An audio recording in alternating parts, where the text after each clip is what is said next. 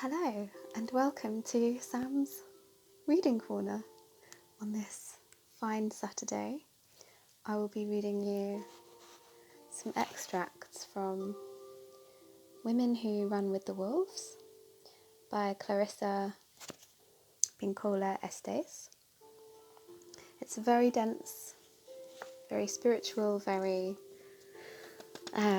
complexly written. Well, it's written in a different way to how most books are written, so it might be a bit dense, but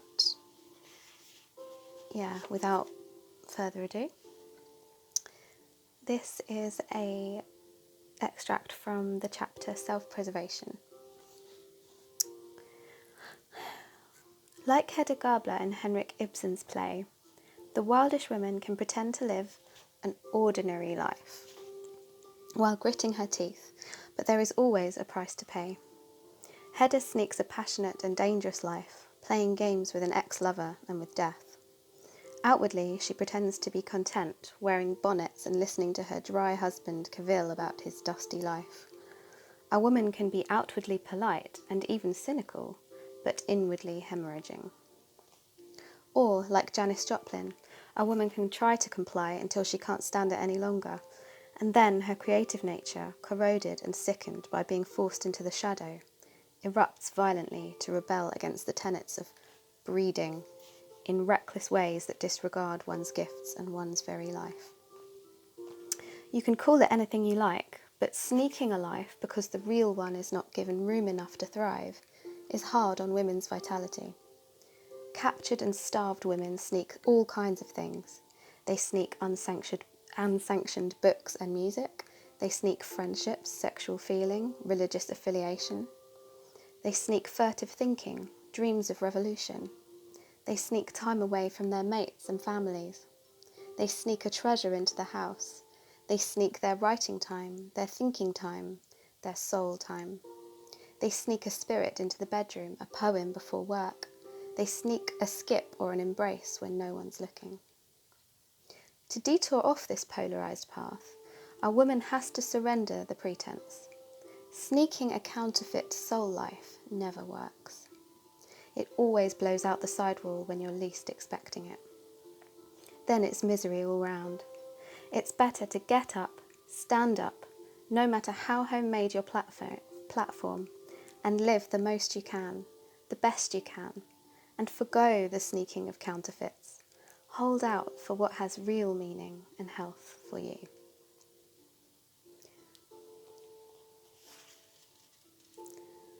Okay, this is a little bit cringe. Hope you're enjoying it.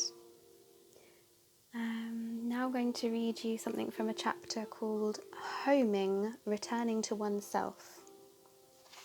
This is about the tale that's in the book called Sealskin, Soulskin, which I'm sure you can Google and read if you like. In the tale, the seal woman's child begins to enact the medial nature. He becomes a drummer, a singer, a storyteller. In fairy tale interpretation, the drummer by drumming becomes the heart at the centre of whatever new life and new feeling need to arise and reverberate. The drummer is able to frighten things away, as well as to evoke them.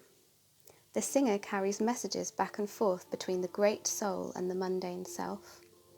By nature and tone of voice, the singer can dismantle, destroy, build up, and create. The storyteller is said to have crept close and listened to the gods talking in their sleep. So through all these creative acts, the child lives what the seal woman has breathed into him. The child lives what he has learned underwater, the relational life with the wild soul. We find ourselves then, filled with drum beats, filled with singing, filled with listening and saying our own words, new poems, new ways of seeing, new ways of acting and thinking. Instead of trying to make the magic last, we just live.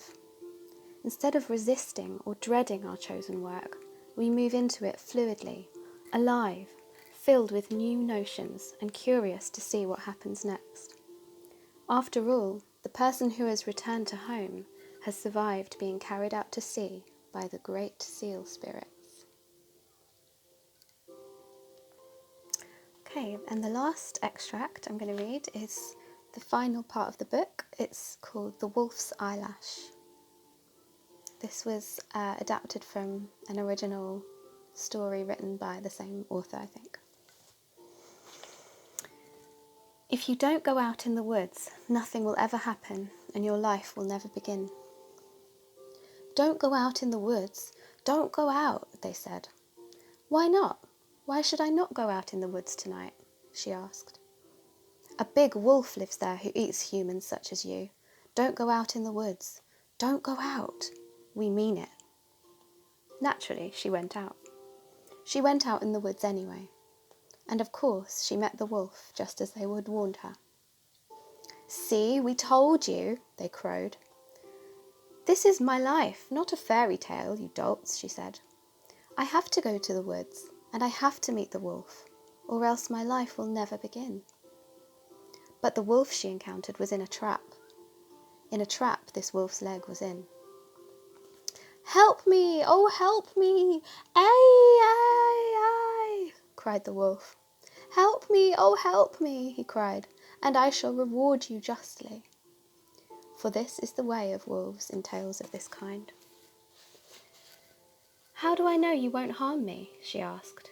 It was her job to ask questions. How do I know you will not kill me and leave me lying in my bones?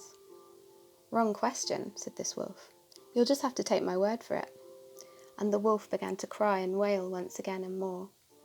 Oh, ay, ay, ay! There's only one question worth asking, fair maiden. Where is the soul? Oh, you wolf, I will take a chance. All right, here. And she sprang the trap, and the wolf drew out its paw, and this she bound with herbs and grasses.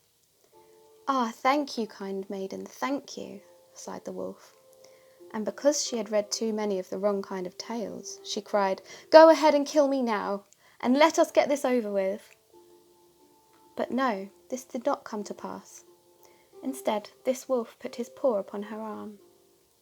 I'm a wolf from another time and place, said he, and plucking a lash from his eye, he gave it to her and said, Use this and be wise.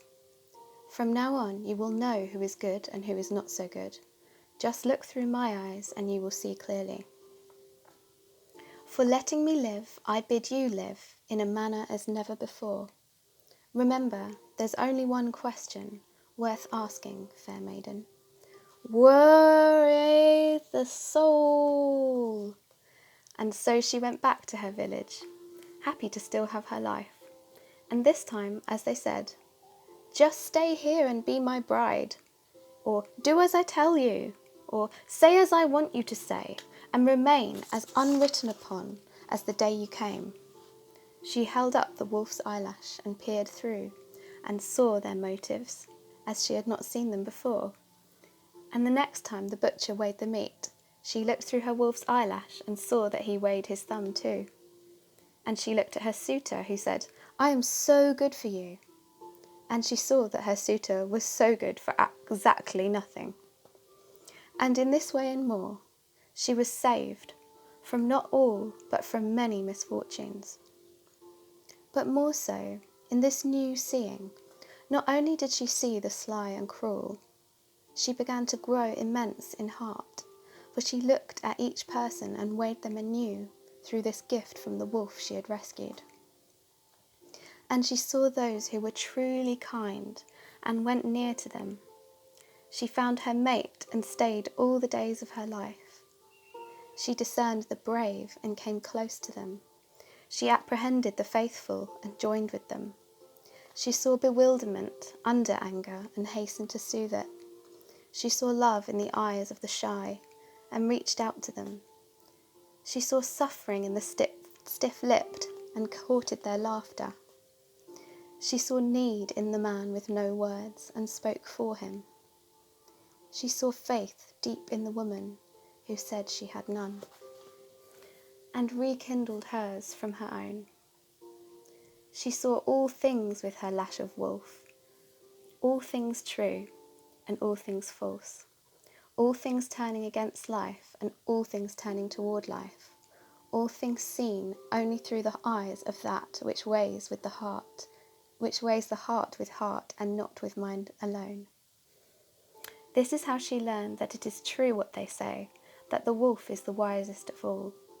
If you listen closely, the wolf in its howling is always asking the most important question. Not where is the next food, not where is the next fight, not where is the next dance, but the most important question in order to see into and behind, to weigh the value of all that lives. Worry the soul, worry the soul. Where is the soul? Where is the soul? Go out in the woods, go out. If you don't go out in the woods, nothing will ever happen and your life will never begin. Go out in the woods, go out. Go out in the woods, go out. Go out in the woods, go out.